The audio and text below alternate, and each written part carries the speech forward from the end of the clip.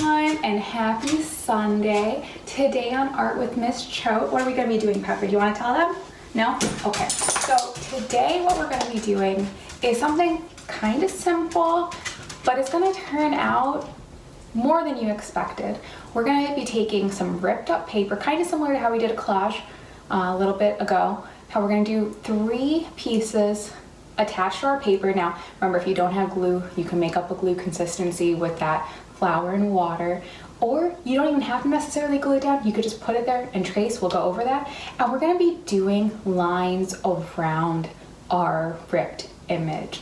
Now, it's kind of like typography, you know, like a map where you see like the highs and lows of the earth, or you can make it your own thing, and we're going to talk about that. So hopefully we'll take this time, relax, create some art, and let's get started. For this project, I want you to gather between 3 and 4 interesting either torn out shapes, cut out shapes, either from a magazine, old art from the other day, or colored paper. So it's up to you, whatever you have around. I want you to cut or rip out 3 interesting to 4 interesting shapes.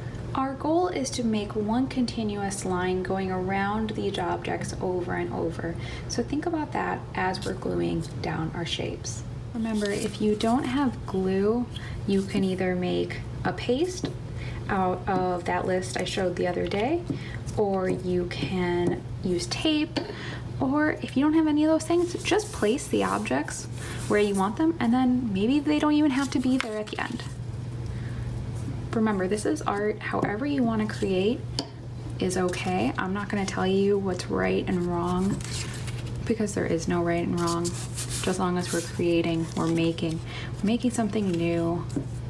We're enjoying ourselves.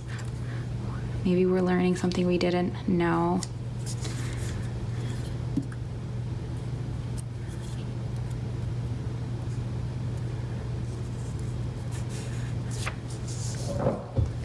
For the next step, you can do it in any supply you want. A bright colored marker, a gel pen, a pencil.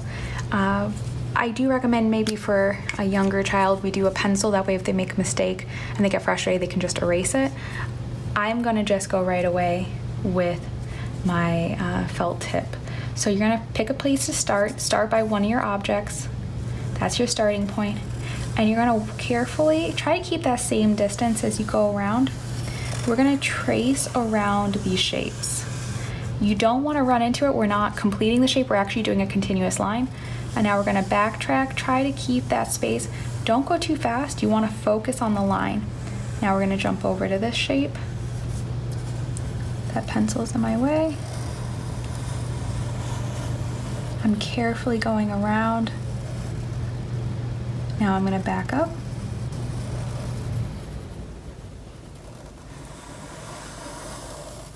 Now here I run into an issue because I came really close. I'm going to pretend that my line continues. Maybe you won't have that problem if you didn't go that close to the edge.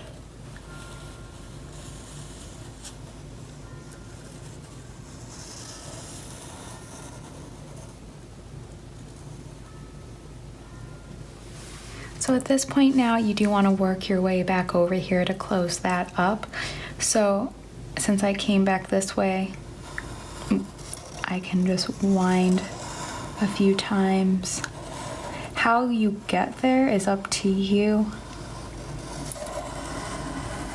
You can tell younger kids to think of this as a maze. You want to leave enough space in between your 2 lines for you to trace back through. You could also think about these like cell bodies, like in science. I like thinking about them like a map where you see the highs and lows.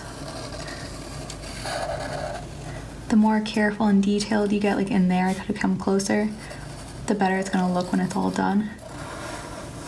So now we're just gonna keep tracing.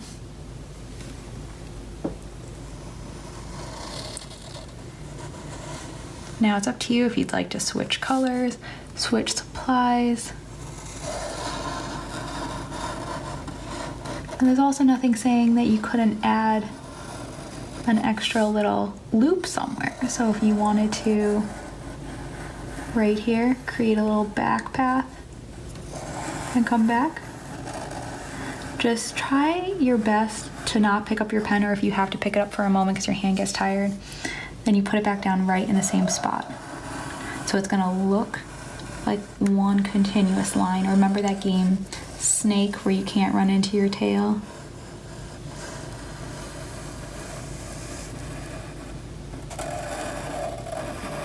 And you could also decide you want to give a bump somewhere, like I just did right there. I'm gonna come back over here.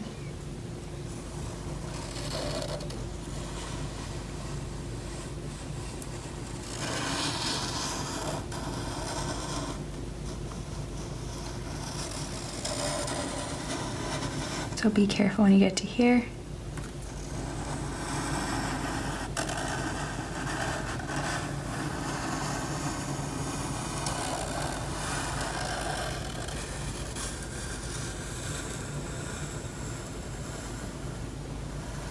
And in here is going to get a little tricky, especially because you made that bump.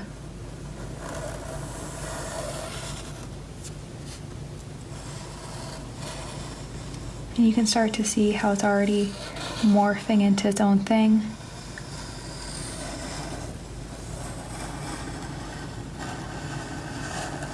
Now I think these look nice when they fill up the whole page, but it's up to you whenever you want to stop.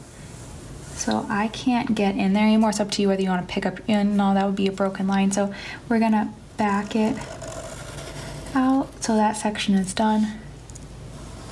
And that's gonna start happening other places too.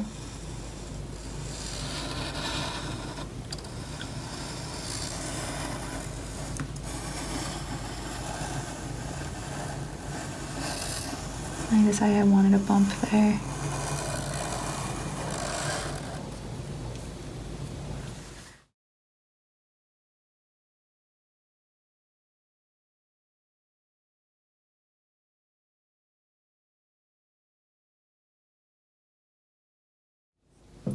So there it is at the end. Now if you went in pencil, you could go back over it in marker, and again you can change up your color. You could decide you want to go in and add value or shade this in with colored pencil, other markers.